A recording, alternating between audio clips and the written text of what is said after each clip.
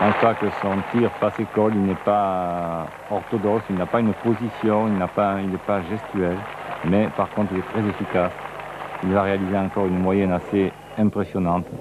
Patrick Milkos qui va réaliser la moyenne en demi-finale de 75% de réussite au tir, ce qui est un très très bon score compte tenu de la pression dont on a beaucoup parlé et de la difficulté de réaliser des grandes performances à ce niveau de la compétition. En tournant de la main, Gérard Tourné, sa deuxième boule, gagne le point car il l'avait perdu à sa première. Et les Seine-et-Marnais sont en position favorable. Il suffit maintenant que le grand Didier frappe pour à peu près assurer. Didier qui manque la boule cette fois. C'est incroyable après l'exploit qu'il a fait il y a quelques minutes. Et oui, personne n'est à l'abri. Il va se reprendre, il va en tout cas essayer.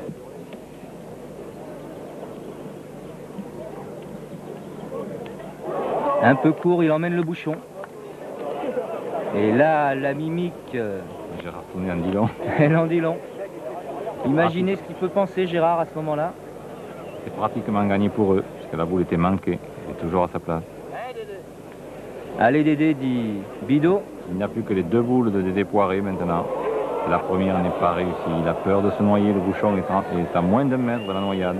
Il veut assurer, mais trop. C'est pas un pointeur de métier. Il n'a pas assez d'expérience. Il reste court, effectivement. Le bouchon est à 14 ou 15 mètres. Il reste encore une boule à Milkos. Patrick Milkos et deux boules à Tony. Une seule suffira. On voit l'état d'excitation de Gérard Tourné. Il sent maintenant l'écurie pas loin. Il sent que c'est eux qui sont pratiquement en finale. Première finale de sa carrière.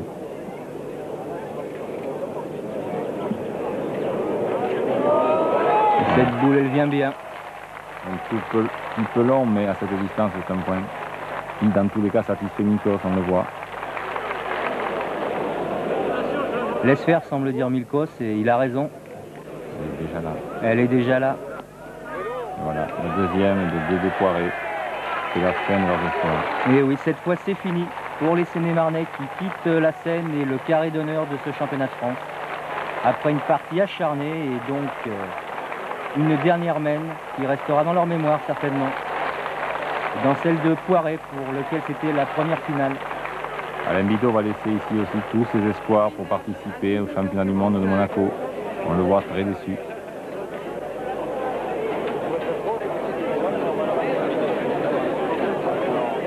Michel Coste, vous êtes le président du comité du Vaucluse. Vous allez organiser le championnat de France triplette l'année prochaine. Alors parlez-nous un petit peu de vos projets. Eh bien, les joueurs de boules viendront sur Avignon le 29 et 30 juin 1991. Nous accueillerons par disposition à Châteaublanc, à proximité de l'aérodrome. C'est là que se déroulera toute la manifestation. La première journée du samedi 29 se déroulera à l'extérieur, sur les aires de jeu que nous mettrons à notre disposition, que la mairie nous met à notre disposition. Le terrain très très difficile en compétition. Quant au deuxième jour, nous ferons ceci à l'intérieur d'une grande rotonde dans laquelle nous aurons 4500 places assises.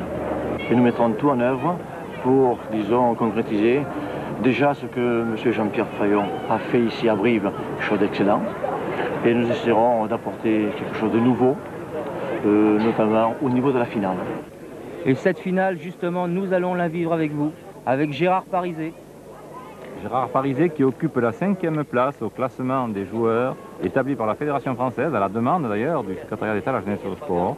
Ce classement dont dégage pas mal des principaux joueurs que nous avons vu évoluer, notamment le premier classé à ce palmarès, c'est Voisin, qui est devant Fasino à la 2e place. Parizet est à égalité avec Bartoli à la 5e place. Nous trouvons ensuite 8e ex-aequo Didier Choupé et Georges Simoes. Philippe Quintet, que nous avons vu en début de championnat perdre contre les Normands, est 12e. À la 15e place, on retrouve Tony Daniel avec José Boer. Un peu plus loin, à la 24e place, ex-aequo Alain Bidot et Roger Capot. Et un certain Jean-Pierre Boulet qui s'intercale à la 13e place. Bravo Jean-Pierre. Merci Jean-François. On voit à nouveau Georges Simoes dans son attitude élégante, racée, efficace, un grand lancer, un grand lâcher de boule. Georges Simoes qui pèse sur une partie. On a l'impression toujours que par lui peut venir le danger. Ça a été le cas plusieurs saisons associées à la ville. Ils ont été à peu près au bout de tous les nationaux auxquels ils ont participé. Une finale à laquelle participait la presse écrite, et notamment beaucoup de journalistes qui étaient présents pour suivre avec attention cette finale, notamment Jos Pertineau de Nice Matin, Patrick Chalocon de Lyon Matin, Christian Dutel qui représentait le Dauphiné libéré, Mario Garot et la Marseillaise, Le Provençal et Gérard Poncier, Régis Mila que l'on a vu tout à l'heure du Midi Libre. Le Parisien était représenté par Pierre Marcus, sans oublier bien sûr Gérard Bermani qui nous gratifie chaque semaine d'articles dans Le Parisien. La Dépêche du Midi, La Montagne et le Journal du Centre étaient représentés par Marc Alexandre, alors que le Courrier de Saône-et-Loire, avec Jean-Pierre Buatier et Pétanque Magazine Pierre Rochas étaient également présents. Jean-Claude Delègue n'était pas là, mais on sait qu'il aime les boules et qu'il les suit régulièrement, ainsi que Christian Desmas, auquel on adresse un petit bonjour. On revient sur le jeu avec Patrick Milkos qui continue à taper les boules, même si elles sont un petit peu parfois à l'arraché. Là, malheureusement, il a eu un contre. Le tourné, donc, peut s'exprimer par un nouveau bouchon.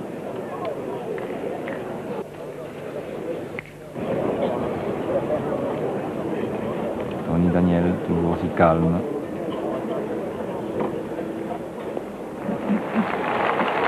A vraiment réalisé un grand championnat. Je crois que l'équipe parisienne lui doit beaucoup.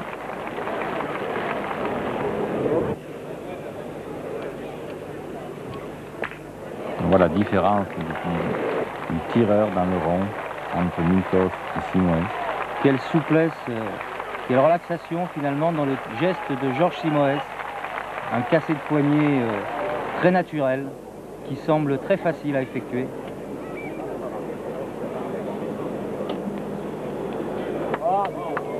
Une belle reprise de Parisien également.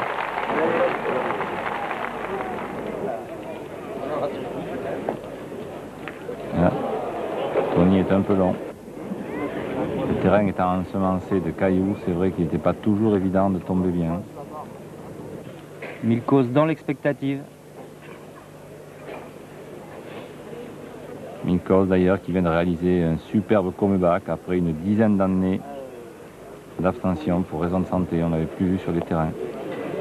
Milkos qui a également connu un passé très glorieux. En effet, il y a une vingtaine d'années, alors qu'il avait à peine 20 ans, il était associé à Marceau, ils étaient vraiment intouchables en Ile-de-France et ailleurs d'ailleurs.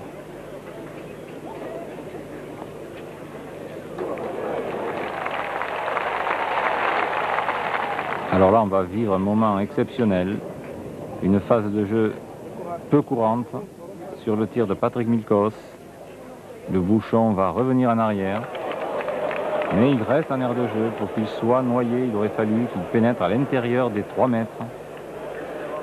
C'est un peu un moment de dérision pour le public et les joueurs. On le verra, cette semaine sera très importante. Parisien accoste sans problème, reste à bras tendu. Alors là, qu'est-ce qu'on fait là? On va pointer, on va tirer? Ben, là, c'est une stratégie un peu particulière. On a demandé à tourner, ou Tourné a choisi de tirer lui-même, le pointeur, et paradoxalement, une boule à 3,50 m a été manquée, puis nettement, parce qu'on n'a pas l'habitude de tirer si près. Le coup de poignet n'est pas du tout le même, et Gérard Tourné a forcé, même accroupi, il a forcé, et la boule est passée à près de 10 cm à côté. Un vrai crochet, là, Tourné, foudrage. On le comprend, Milkos le lui dit, le lui fait savoir. Il n'est pas content du tout, Milkos. Les deux garçons ne sont pas faciles d'ailleurs, ils sont toujours sous pression en train de se contrarier. Mais c'est une manière de se stimuler aussi que de se disputer en public et face à l'adversaire. Mauvaise main de Gérard Tourné qui a également perdu le point. Heureusement, Patrick a fait une reprise. Autour de Simoes. Simoes qui s'accroupit et qui frappe, qui assure devant et qui reste au palais. Il a un bon choix de Tony qui tire au bouchon pour essayer un petit peu de décaler le début de main qui était très favorable au Blagnac. José qui à son tour tire. Et voilà, il lui arrive la même chose qu'à tourner. La boule est trop près. On n'a pas l'habitude de tirer si près. Cette fois c'est bon. C'est bien repris.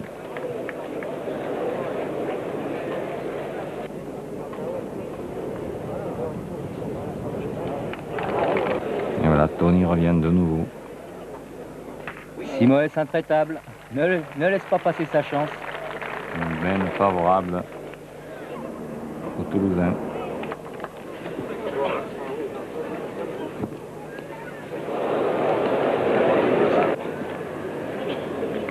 Toujours le visage émacié de tourner.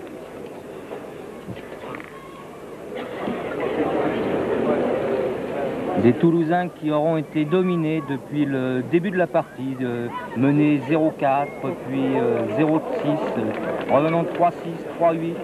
Finalement, au bout de 8 mènes, se retrouvant à 8-8, recollant.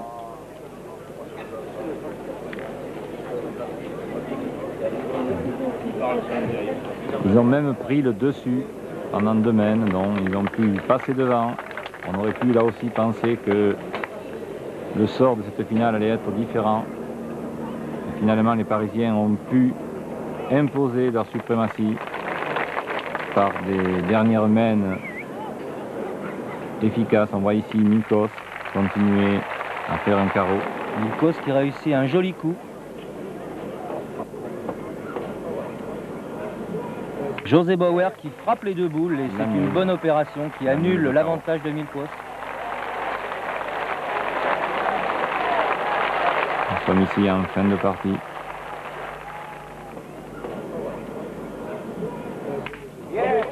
C'est remarquable d'avoir réalisé un tir aussi efficace.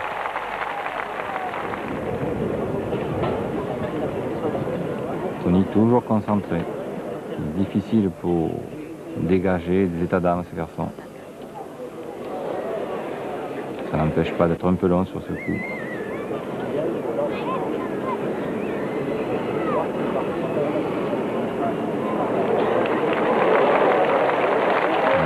Il se reprend bien avec un peu de chance à nouveau.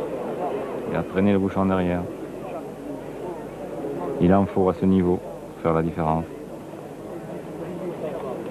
C'est vrai que le petit plus permet parfois d'être champion de France.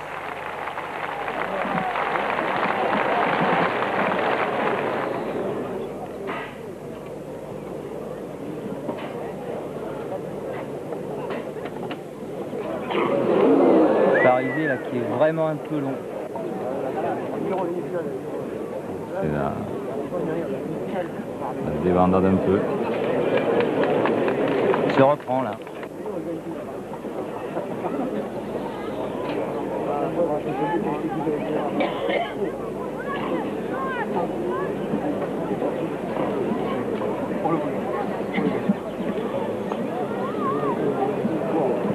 Tourner vers le point.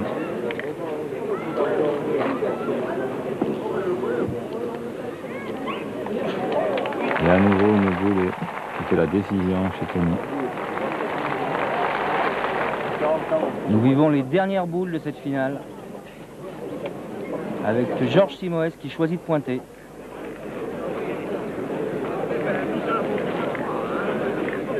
Et c'est un mauvais choix puisqu'il va perdre ses boules.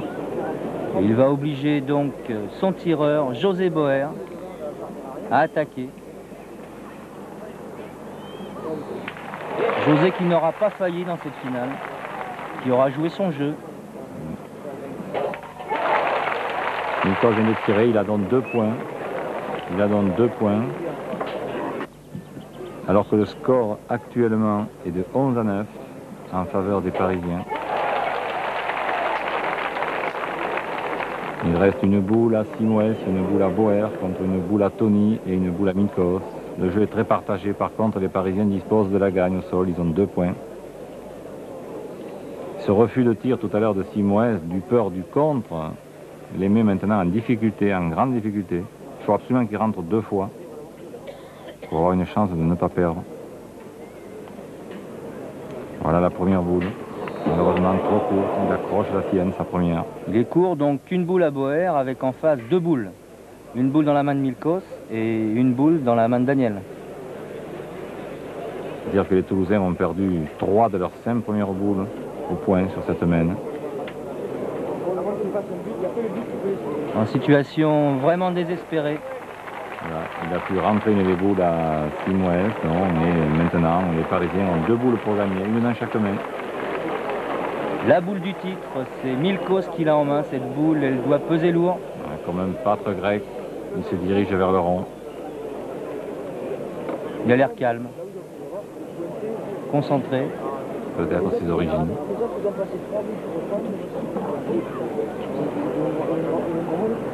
C'est une boule tricolore, celle-là. Ça y est, ils sont champions de France et obtiennent le titre suprême. Patrick Milkos à 40 ans, Serge Daniel à 32 ans et Gérard Tournet à 38 ans obtiennent la juste récompense. En effet, on peut dire de Patrick Milkos qu'il était le patron de cette équipe. Et lui-même, quelques temps après, estimait avoir mal tiré à Brive, alors qu'il a réalisé 75% en demi-finale, 72% en finale. C'est un garçon qui est jamais content, qui est très exigeant, mais qui, on peut dire, donc, a tenu son équipe en main, notamment Gérard Tournet. Gérard Tournet, lui, qui vraiment dégage une folle envie de gagner. Déjà l'an dernier, ce garçon, en 89, perd en tête-à-tête, est sorti par Fasino en 16e de finale à Épinal. C'est un peu le revers de la médaille, donc, du tempérament de cet excellent joueur qui sait tout faire. Et enfin, Serge Daniel, dont surnommé Tony, était déjà à 21 ans, demi-finaliste à Nancy en 79, plusieurs fois titré dans les